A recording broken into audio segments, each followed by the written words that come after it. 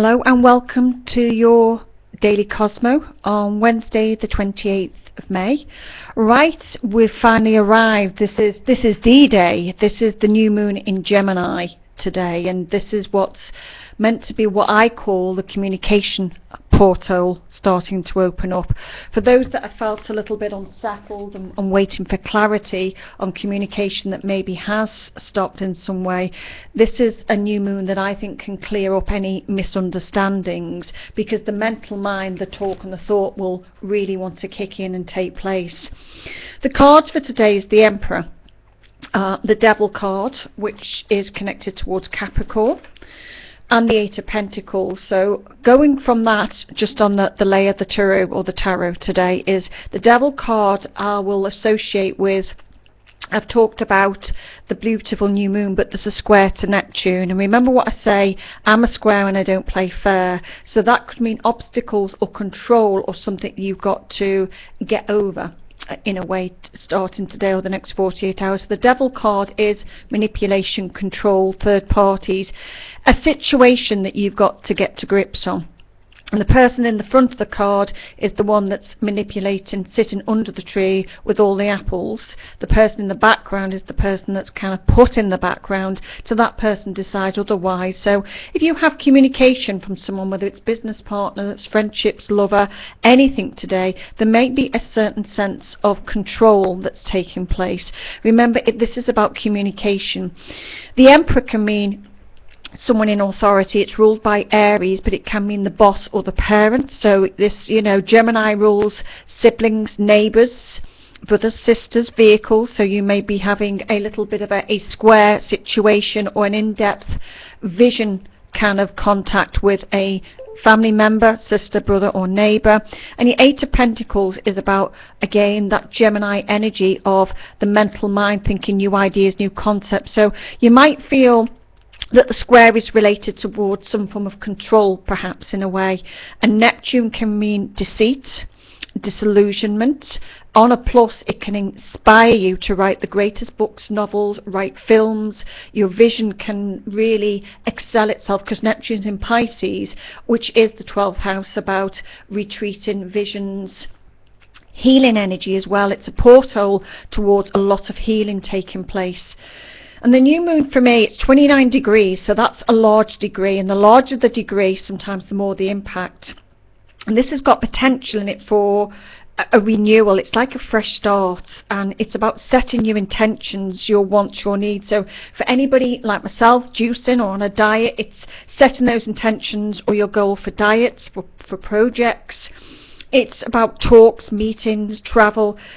Gemini is very flirtatious. So you'll find that people are flirting with you, people are communicating. It does rule the neighbours, your vehicles, electronics, movements. It's the card of movement, whether that's travel or moving property. But it signifies the new moon is 29 degrees opposed to, say, 10. It's closer to you, it's stronger. So you'll feel that the connection or the communication opens up almost instantly.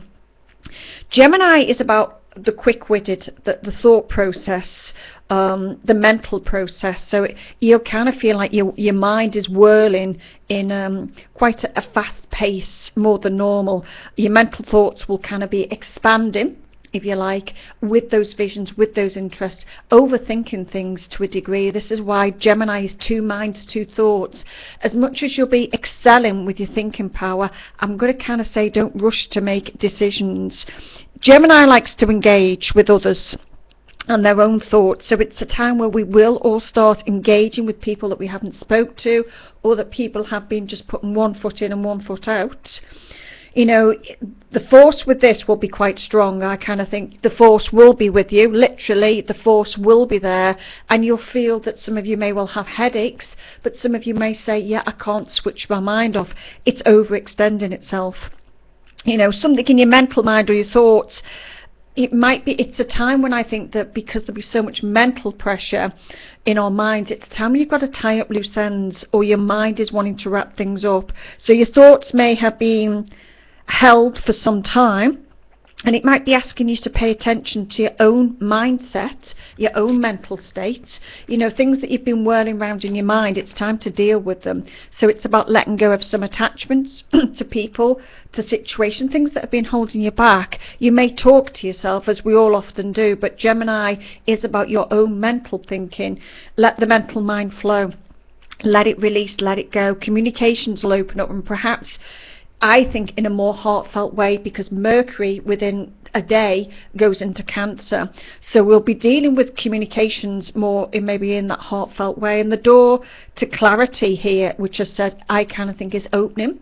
Give it the first 7 days of June, but this is an exceptional time where the clarity is starting to come in. Gemini, or Mercury in Gemini, wants you to go with your mind, and it is also with that Neptune, the visions, the creative, the projects. But remember that fog that comes with it, that devil card, that, you know, I'm a square and I don't play fair. There is an obstacle that you have to deal with, even if it's someone else's control or just your own mindset with this. You know, at the end of the day, this is about trusting in your own knowledge. Pisces is the 12th house, so it's very psychic, it's very spiritual. And when it's floating through Neptune, I'm going to say, listen to your own heart, listen to your own mind, not what others have to say to you. It's about a clearing up of misunderstandings, but you going with your own gut. And with the planet Chiron connected towards that Neptune and Pisces, there's a lot of healing that's going to be taking place, which is going to glide you across to June. And June's going to bring in a major turning point of our attitudes, our decisions, setting some boundaries, maybe more respect needed in relationships, and maybe you putting that out there to the people that you're going to be dealing with or talking to in life. So you're going to have a major shift when you get into June, and June will bring in so much excitement, so much. Gemini, the first 7 to 8 days will be so flirty. The red hot blooded males and females will come out, and it will be, you know, an exciting time for everybody. But this is about setting your intentions for what you want and your needs with this new moon, mentally and physically. You're almost mentally putting it out there, engaging with others, but having the respect and putting out for what you want and what you see in the future. Have a wonderful new moon in Gemini. Enjoy all the communications, all the flirtatiousness, all the creativity. Go with the flow, knowing you're in charge of your head and your heart this week. Until tomorrow's forecast, have a fantastic day from the Cosmo.